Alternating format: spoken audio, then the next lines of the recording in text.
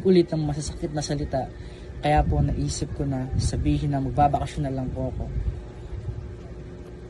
Makalaya ko. Hirap na po ang kalooban ko at mga pangyayari sa gabi. Nakakatulugan ko na lang po ang pag-iyak at pagdarasal kasi tingin sa Diyos ko lang nasasabi ang sakit ng loob na tinatanong ko ang Diyos bakit nagbago ang lahat nang nasaan na yung taong kumukup sa akin at nagmahal. Bakit napalitan ng iba? Hinahanap ko po yung dating masaya at mabait na tao. Sabi ko, Diyos ko, nasaan na po yung taong pinakilala mo sa akin? Bakit iba na siya ngayon? Yung sampal, palo ng stick, palo ng sinturon, yung amba na babalagbagin ako ng bag, at ang amba na kung ano meron bagay pag galit siya ay makakatikim ako sa kanya. Kaya po yun yung tiniis. Dahil alam ko part po ng pagdidisiplina niya yun sa akin.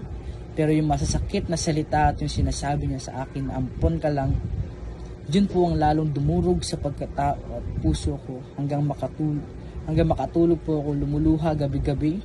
Magdadasal ako kailan maalis at gagaling ang sakit sa puso ko. Pinilit ko pong intindihin at unawain lahat ng nangyayari sa buhay ko. Wala akong mapagsabihan ng masakit na nasa puso ko, kundi ang Diyos. Salamat din po kay Tito Jun. Pinakilala niya ako sa Diyos at nagkaroon ako ng kakampi kahit hindi ko nakikita at nahahawakan. Nahihirapan po ako kaya pinili ko na lang po umalis. Naamin ko po na pagkakamali ko na hindi ako nagsabi ng totoo na hindi na ako babalik. At yung tungkol po sa mga gold, tayo lang po may mga access sa mga alahas na yan. Alam po ng Diyos, wala po akong kinuha. Kung ano po ang suot ko, yun lang po ang dinadala ko. Tsaka po sinabi na 3 beses na bumalik sila tatay doon. Wala po akong ganun. Maghapon po kami nagantay ni mama.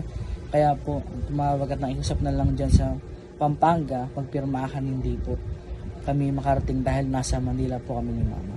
Gusto ko lang po i-clarify sa inyo na yung sinasabi nilang kidnapping ay wala pong nangyari.